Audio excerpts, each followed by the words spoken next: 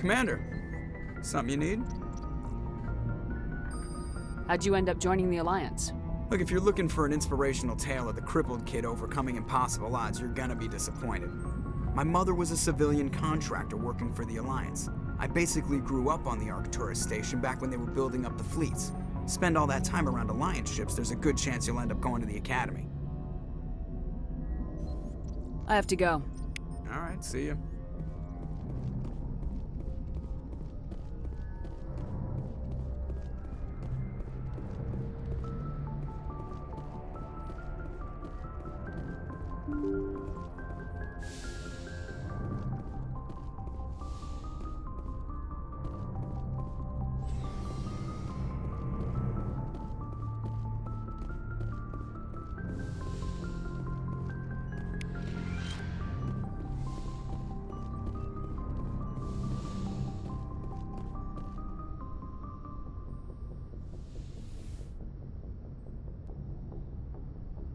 I get the feeling you want to ask me something, Commander.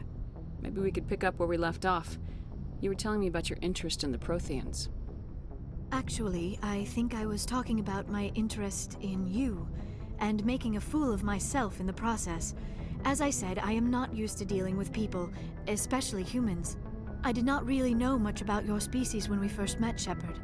I found it hard to take humanity seriously. Your kind always seemed so rushed and high-strung. We don't have the luxury of time. An Asari can live for 1,000 years. We're lucky if we hit 150. That is true. At first I thought that was a weakness of your species. After spending time with you and your crew, however, I think it may actually be an advantage. You humans are creatures of action. You pursue your goals with an almost indomitable determination. It is an admirable trait, but also an intimidating one. You're scared of us? Unfortunately, the rest of the galaxy sees humanity as something of a bully. You run over anyone in your path to get what you want. It is up to people like you to change their minds, Shepard. Why me? There is a reason the Council chose you to become a Spectre. They saw something special in you. The best of what humanity has to offer. I looked into your history. I know what happened on Akuz. The fact that you survived shows a remarkable strength. You didn't need to go behind my back. I would have told you whatever you wanted to know. I apologize, Commander. After our last conversation, I was afraid I would say something stupid again. I wanted to know more about you, to understand what made you into the woman you are. There is something compelling about you, Shepard. You're interested in me because of my visions. You just want to know more about the Protheans. I admit, your connection to the Protheans had something to do with my initial interest, but it has grown beyond that. You intrigue me, Shepard, but I was not sure if it was appropriate to act on my feelings. I thought there might already be a relationship between you and Lieutenant Alenko. The Lieutenant and I are just friends. Nothing more. My mistake, then. I am not as adept at understanding human relationships as I thought. But what about us, Shepard? Is there a mutual attraction, or was I wrong about that too? No, you were right. There is something between us. I knew it, and I knew you felt it too. But does this not seem rather strange? Why do I feel so close to you? We have only known each other a short time. We are from two different species. We have almost nothing in common. This makes no sense. Saren wants both of us dead. That's something. That is not the most romantic reason, is it? You make it all sound so dangerous. Don't tell me a little danger puts you off. This is all a bit overwhelming. I am not used to this. You. I need some time. Take all the time you need, Liara. I'll be here. Thank you, Shepard. Let's just talk about something else for now. I should go. Goodbye, Shepard.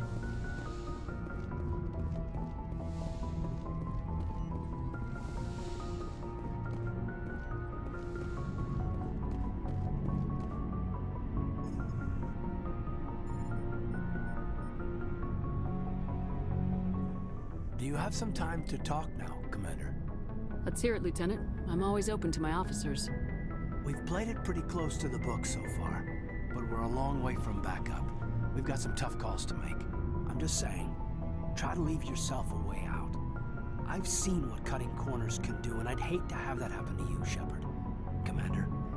This a personal observation, Caden? I don't want to step on anyone else's toes, especially if you're if I have misread your interests. Someone? You're referring to our young Prothean expert. I think she's older than both of us put together, but yeah. There's a lower deck rumor that she's interested in you as more than a source of Prothean data. She's a very interesting lady. Not to my tastes, but I never claimed to be big on alien culture. You seem awfully worried about my personal affairs. It's just that we don't have much downtime these days. I like being around you, but I don't want to take up your personal time. Look, you didn't want to talk about Liara, did you? What's your real issue? You're right. Sorry. It wasn't, Liara's not my main concern. I'm not questioning any decision you've made, Shepard. Let me be clear about that. It's just my experience that once someone lets something slide, it tends to pick up speed. You get my meaning? You're talking about a particular example, aren't you? You know the records about the biotic trading out on Jump Zero? They're all classified, because the Alliance made mistakes. After first contact, Kinetics was set up to track Element Zero exposures and develop implants for humans. Once we had an embassy on the Citadel, Kinetics could bring in experts instead of taking it slow. Is there some reason we couldn't learn it on our own? They didn't know where to start. Hell, it took a couple of years to even link biotics and EZO. Forget trying to get the kids to move stuff. They had trouble just helping them not break their own limbs. And their choice of teachers didn't help much. The only experts would have to be aliens. Dead on. Turians, actually. That's why Kinetics kept it a secret. They were afraid of what people back home would think, asking the Turians for help when we just fought a war with them. The Asari would have been more acceptable than the Turians. Yes, but the company didn't go through the Citadel. It would have made Earth look weak, so they discreetly hired some Turian mercenaries. I'm sure Kinetics did what they thought was best. It wasn't best for us. They brought in an ex-military Turian named Commander Vernus. To introduce himself, he liked to say, "I was at the helm of the dreadnought that killed your father." Well, I told him my dad wasn't in the war. He'd retired to Vancouver. My family had an inland home that matured to new beachfront. Vernus had it in for me after that. He cut corners, pushed hard. I mean, you either came out a Superman or a wreck. A lot of kids snapped. A few died. The point of all of this, I guess, is that when you cut corners, it's not always obvious who pays for it. So why are you telling me this? Is there something I can do to help you get over it? I'm 32, Shepard. You don't serve as long as I have without coming to terms with yourself. You also learn that if someone is special to you, you help them. Try to keep them from making mistakes. So you think you have leave to talk like we're more than officers? I got some signals. Maybe some static too, I guess. If I'm out of line, just say the word. Now isn't the ideal time. But I want to talk about this, Caden. I get you, Shepard. I don't make a habit of complicating the chain of command. Just think about what I said. We'll talk later, Caden. I'd like that.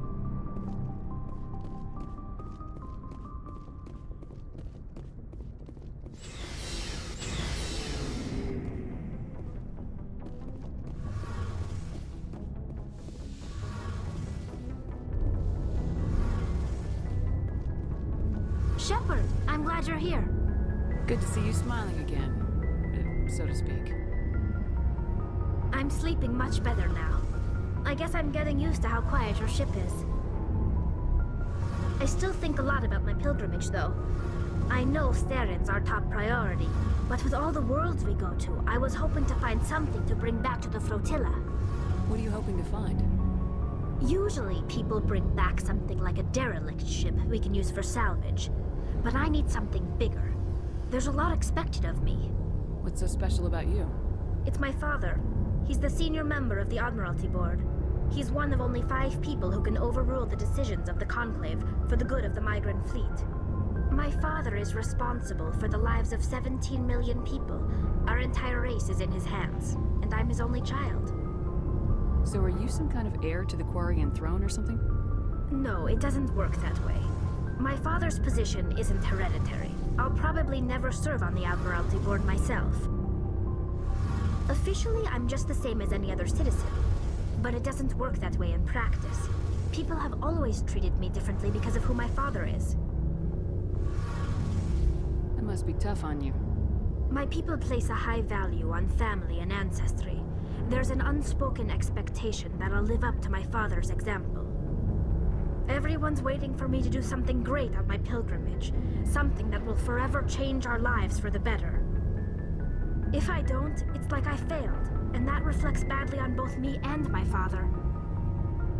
The work you're doing here is more important than anything any Quarian's ever done before. Yes, I know. But you have to understand Quarian culture. We're a very insular society. The events beyond the flotilla don't much matter to the average citizen. Our greatest dream is that one day we'll return to our homeworld and drive out the Geth. But even if we stop Saren, that's not going to happen. There's still millions of Geth behind the veil. Until they're gone, our exile will continue. What would you need to bring back to make everyone happy? Something that would help us better understand the Geth. They've changed significantly since the exile. They've continued to evolve. We've done our best to study them, but it's not easy. They're very reclusive. Until recently, they never went beyond the borders of the Veil. And all the Geth we run into now are under Saren's control. We'd need to find Geth operating on their own, independently. But I don't want this to get in the way of our mission, Shepard. First, we stop Saren. Then I'll worry about my own problems. What was your father like? It wasn't easy growing up as the daughter of one of the Admiralty. Even before he joined the board, he was a prominent figure. People looked to him for leadership. He had to set an example, and he expected the same of his daughter. Plus, he was pretty strict, a military man through and through. He never allowed me to settle for anything less than excellence. As a kid, I sometimes felt like he was pushing me too hard. But now, I'm old enough to appreciate what he taught me. The world doesn't owe us anything. If we want something in life, we have to earn it. Where was your mother in all this? Mother was around, but she always seemed to kind of blend into the background. Almost like she was overshadowed by my father. He tends to do that to people. She passed on about 5 years ago. Some airborne virus that swept through the fleet. Happens sometimes when the filters start to break down. I think my father took it pretty hard. After she was gone, he became even more focused on his work. I think that was his way of dealing with the grief. Sounds like a tough upbringing. You don't resent your father at all? Like I said, it wasn't easy.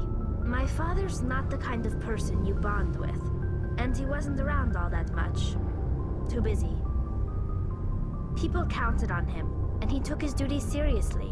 Even when he was around, he always seemed a bit distant. Like his mind was always somewhere else. Come to think of it, I can't ever remember seeing him smile. Not once. It's like he was always weighed down by all that responsibility. I mean, I know he cares about me, but he never really showed it, not in the usual way. I guess the best thing I can say about my father is that I respect him. I want to talk about something else. Like what? I should go. See you later.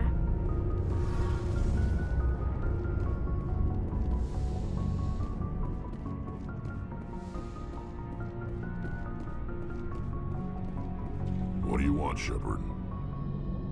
Why did you become a mercenary? Lots of reasons. Such as? Such as, I needed to get out of our system. I needed to eat. I needed to survive. Why not stay and help your people? I tried to help. That's why I had to leave. What happened? I was betrayed. I was head of a small tribe. We were trying to restore order after the war, but the other tribes were against us. They followed Jared, one of the few warlords who survived the war with the Turians. But he was old, and so were his ideas. He wanted to continue the war. He wanted us to fight. Turians, Solarians, each other. It didn't matter who, as long as we were fighting. What did you want? I just wanted Jared to shut up, to stop his ranting. I wanted him to stop leading the tribes astray. But he couldn't understand how much things had changed. We didn't have the numbers to go to war. Even if we did, the genophage made sure we couldn't replenish our numbers fast enough. I told them all to forget about war. We needed to focus on breeding, at least for one generation. And for a while, we were getting through. Some of the tribes started coming around. I take it the warlord didn't appreciate that. No, he didn't. He arranged a crush with the tribes, a meeting on neutral ground. He wanted to talk. We met at the Hollows, near the graves of our ancestors. The skulls of our dead laid bare to remind us where we come from, and where we all go. It's as sacred as any Krogan place can be. Violence is forbidden. Sounds like a trap to me. You must have suspected as much. I did. But when your father invites you to a crush, well, there are some laws that even we hold sacred. Jared was your father? He was. Until that day. We talked, but we didn't get anywhere. When it was clear that I wouldn't join him, he gave the signal. His men leapt from the graves of our ancestors like Krogan undead. The few that were loyal to me died quickly. I escaped with my life, but not before I sank my dagger deep into my father's chest. That is why I left, and that's why I'll never go back. You must have family other than your father. Don't you miss them? You trying to make me cry, Shepard? I've got some unfinished business with my family, but that's all. What kind of business? Before I left, I made an oath to my father's father. I swore to recover my family's battle armor. It was taken from him after the uprising. Who has it? Originally, it was taken by the Turian military. We weren't allowed armor or weapons after the war. Now, it's in the hands of Ton Actus, a Turian scum who collects relics from the war. He's made millions selling Krogan artifacts that were stolen from my people. He's got several bases where he stores his goods, all fortified and guarded. I just don't know which base has my family's armor. Just tell me where to start looking. I'll upload the data to your nav system. But Commander, I want to be there when you find him. So long, Rex. Shepard. Commander? Do you have a few minutes to talk? One-on-one? Sure. I was just watching some mail from home. Oh, before I go, we saw Caden in a news vid about the Normandy. He's cute. Later, sis. Let's pretend this never happened. Are you interested in the Lieutenant, Chief? No, ma'am. And anyway, Scuttlebutt says he's already sweet on someone. What's up? You didn't come by to eavesdrop on family mail. Your family seems to be important to you. Yeah, we've always been close. Me and my sisters especially. With Dad on duty so much, I had to help Mom raise them. Did your father serve with the fleet? Yeah, took any crap posting he could get that offered space time. You know what? He worked his ass off trying to get recognized, but he never made it above serviceman 3rd class. He was real proud when I met Chief. First thing he did was salute. What about your mother? You haven't mentioned her. You must know what military wives are like. Strong because they have to be, able to raise kids while dad's away on a 6-month cruise. She has a degree in planetary geology. She and Dad both wanted to see new worlds. She gave up her career to raise us, though. You have more than one sister? Sounds like a big family. Yeah, I'm the oldest, then Abby, then Lynn. Sarah's the youngest. She's still in high school. With 4 girls, Dad used to say he felt more outnumbered at home than on maneuvers. Where did you grow up? All over. We transferred a half a dozen times before I finished grade school. You go where personnel command sends you, right? I guess that's why I'm so tight with my sisters. We'd have to leave all our friends every 2 or 3 years. After helping raise them, your sisters still talk to you? Amazing. Things were tense between Sarah and me for a while. Then we bonded. Sounds like a story. Feel like sharing? Sarah got herself a boyfriend who wanted to go faster than she did, Mike. I didn't think he was a bad kid, just pushy.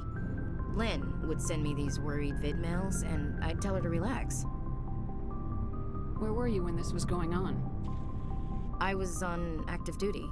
Sarah's graduating high school this year. This was only a couple of years back. They were on Amaterasu. At the time, I was assigned to Chernobog. Same cluster, but a dozen LY away. Close enough to talk regularly, too far to make it back in an emergency. I couldn't afford a fast packet flight. Sounds like that situation didn't last. Mike thought they'd go for a romantic walk in the woods, because he figured it was past time they did the deed. She levered Mike face first into a tree and left. Didn't have a scratch on her. Good thing Mom and Dad had us all learn some kind of self-defense.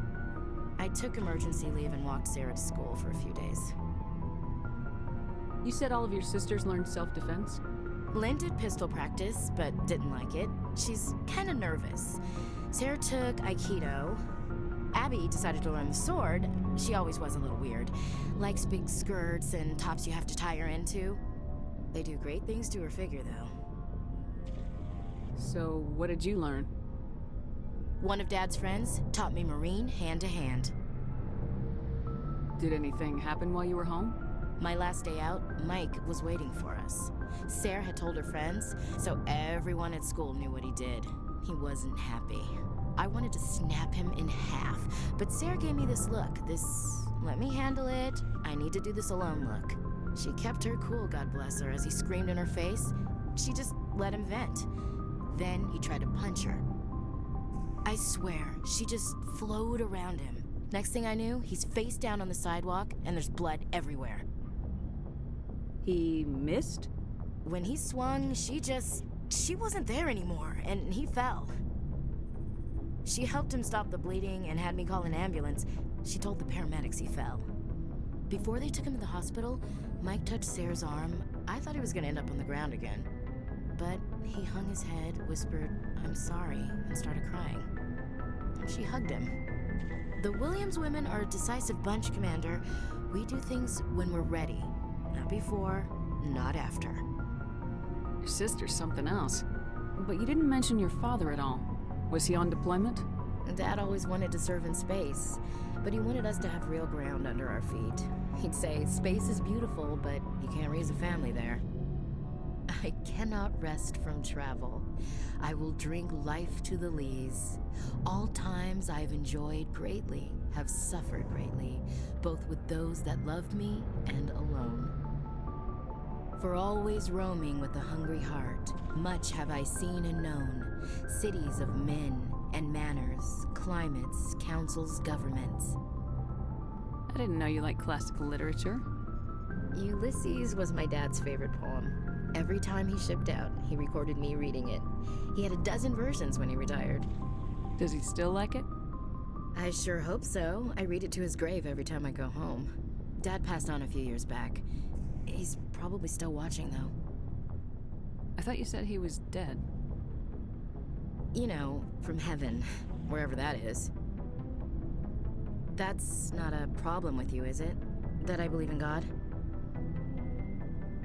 Everyone has the right to believe what they want. Says so in the Alliance Charter, only with fancier words. I'm glad you're open-minded about it. I've met a few people who are really weirded out by my faith. Because I work in space, I can't believe in a higher power? Jeez. Hello, have you people looked out the window? How can you look at this galaxy and not believe in something? I should get back to my duties. Didn't mean to take up so much of your time. Dismissed, Chief. Ma'am.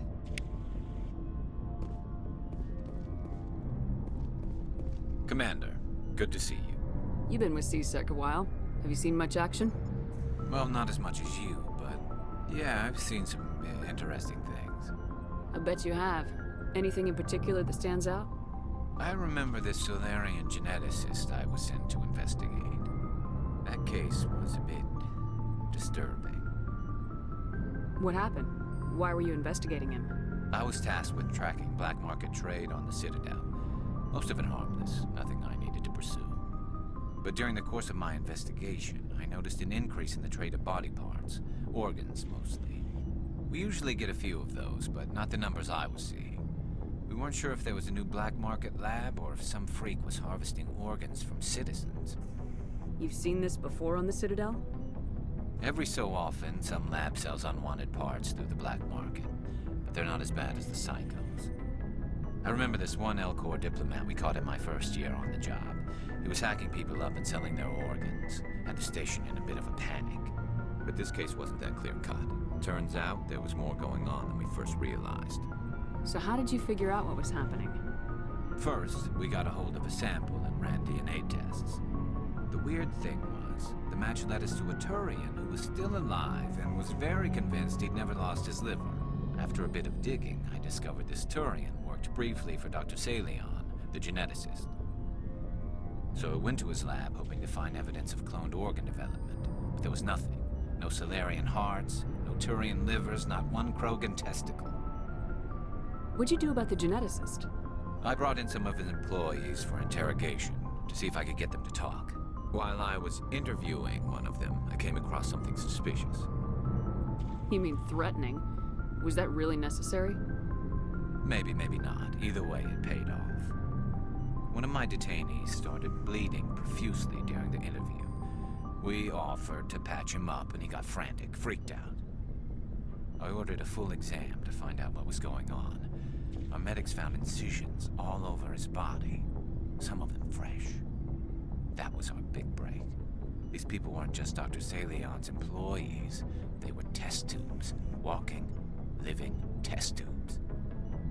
He was growing parts inside these people?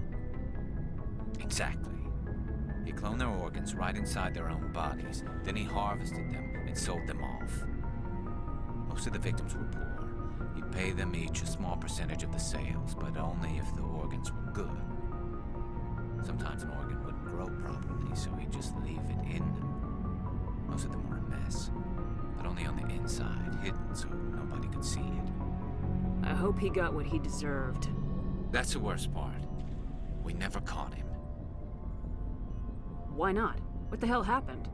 He ran, blew his lab, grabbed some of his employees, and headed for the nearest space dock.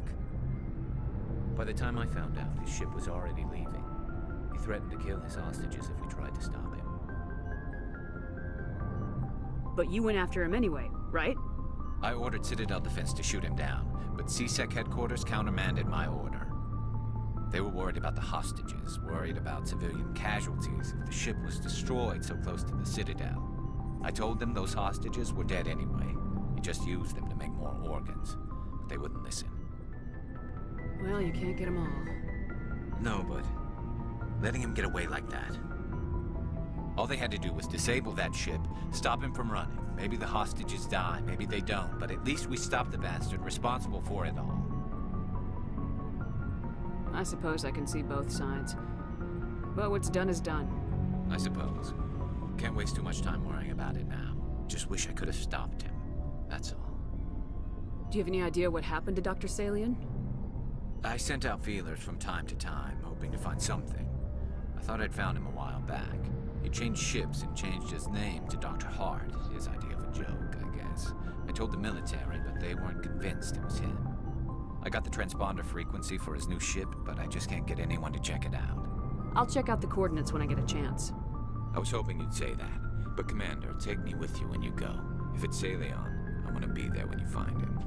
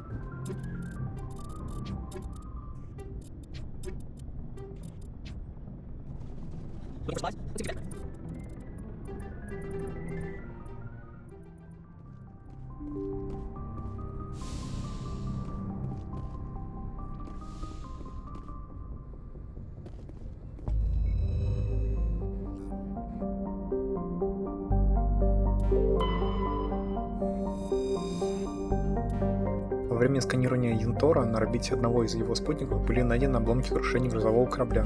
Разведгруппа не обнаружила признаков жизни. Единственной находкой стала одна из записей матриарха Деренаги.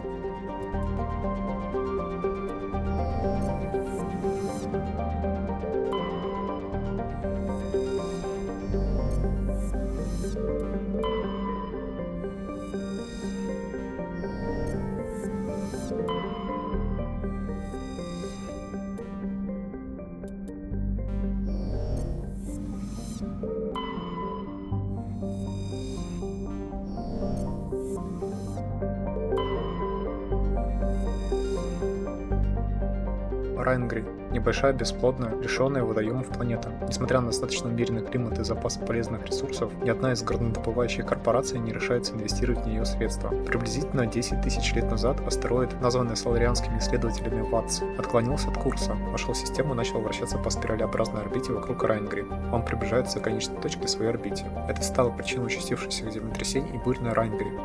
Через несколько сотен лет обе планеты разрушатся в результате столкновения. Некоторые туристические консорциумы Азари уже предлагают круизы, в ходе которых можно будет посмотреть на это зрелище.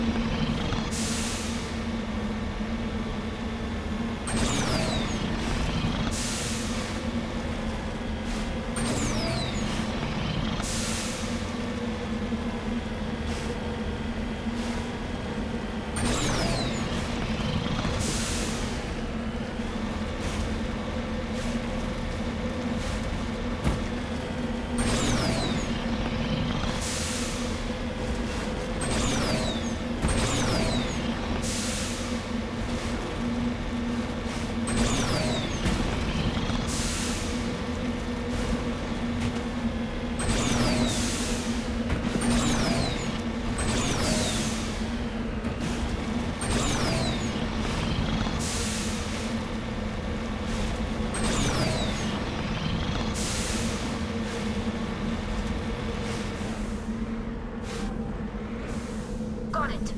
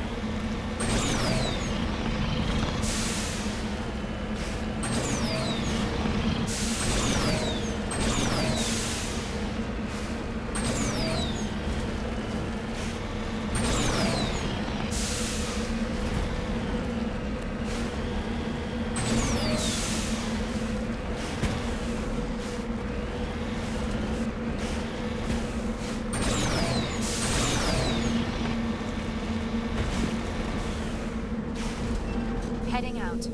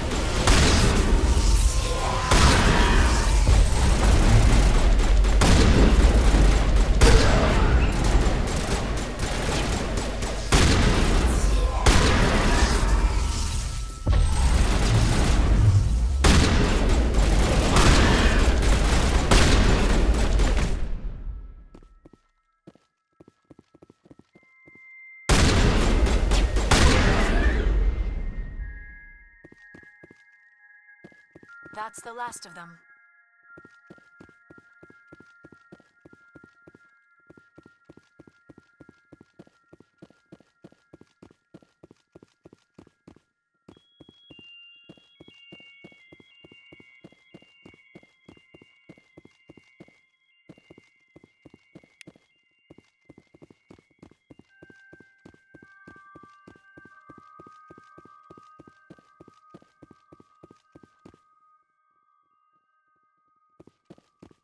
You lead, I'll follow.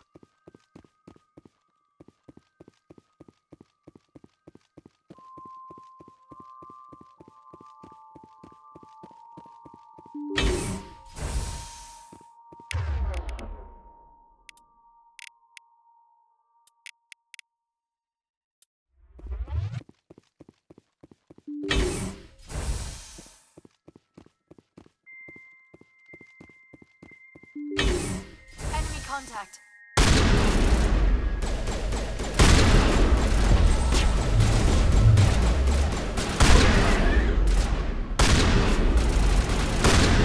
Shields disabled.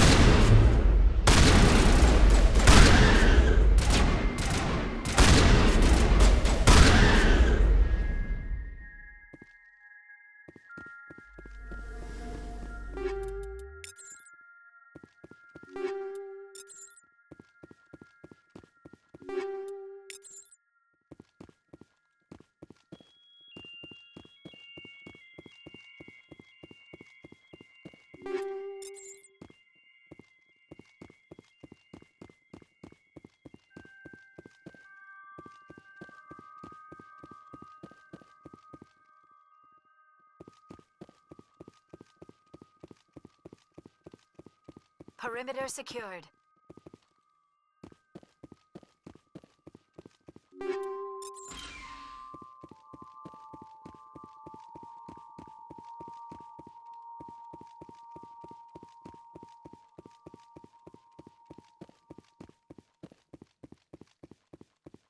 Take them out!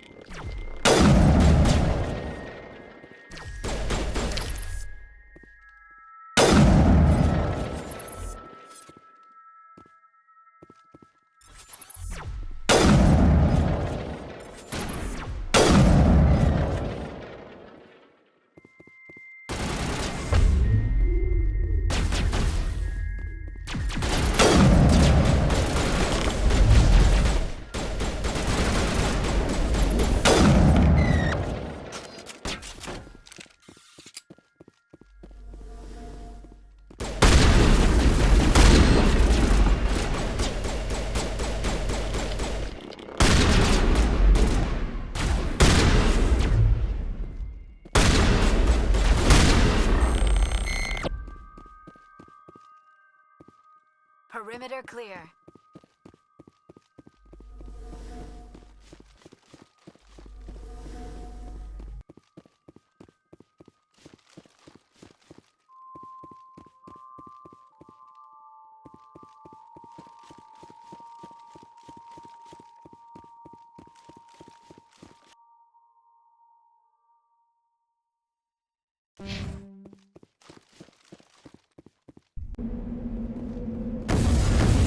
Get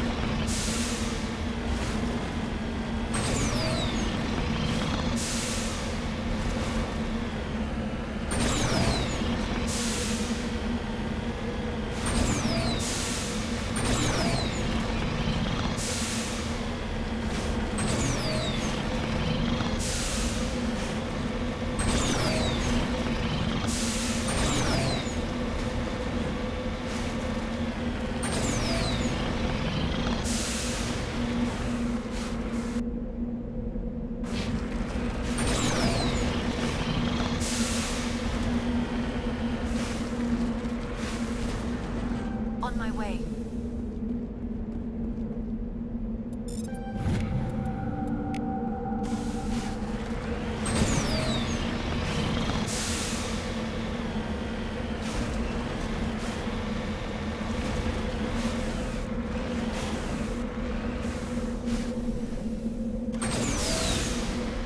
Cover me.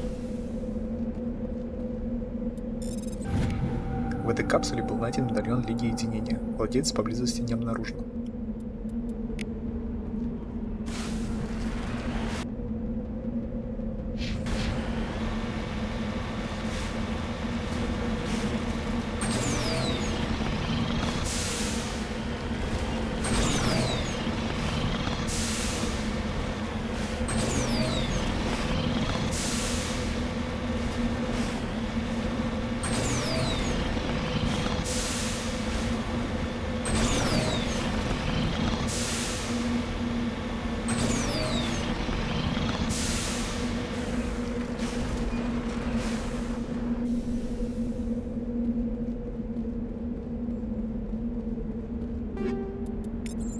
Падальщики, разбившие этот лагерь, ушли. Похоже, что они покинули лагерь в спешке какое-то время назад.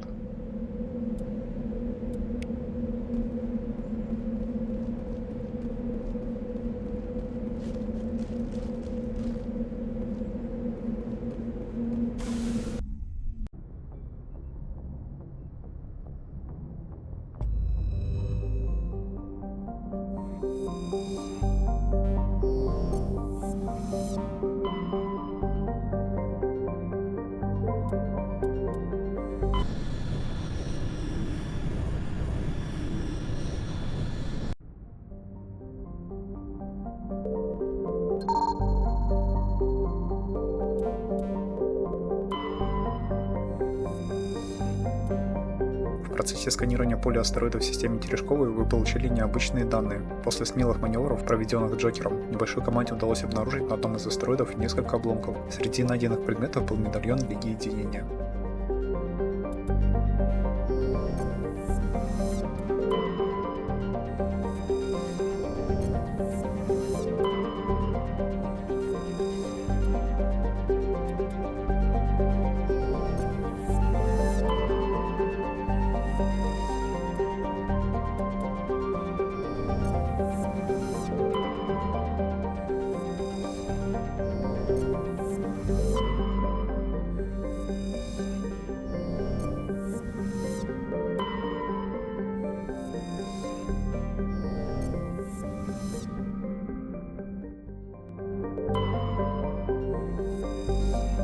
Антибар – холодный лишенный водоемов планеты, атмосфера которой составляет метан и аргон. Поверхность планеты покрыта льдом, основную ее часть составляет железная вода и залежи магния. Антибар считается претендентом на долгосрочное терраформирование. Если толщину атмосферного слоя увеличить до толщины атмосферы Земли, температура должна подняться на 10 градусов. По причине низких температур, высокой скорости ветра и низкой видимости, пешие перемещения по антибару считаются опасными.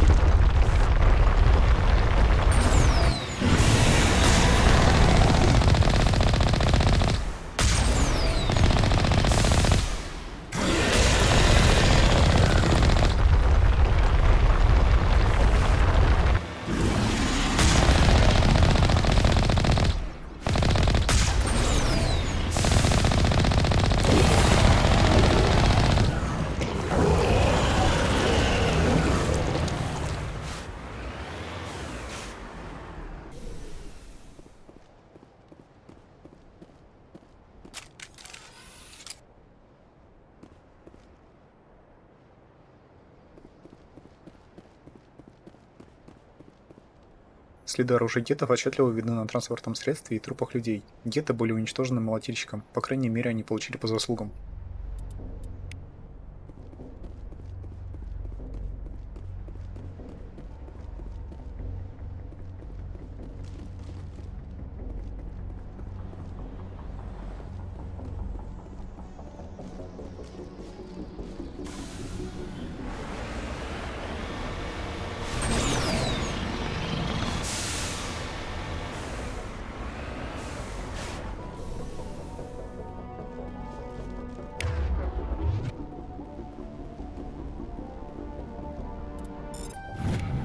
В руинах мы нашли британский диск с данными. Вероятно, его выронила одна из жертв молотильщика.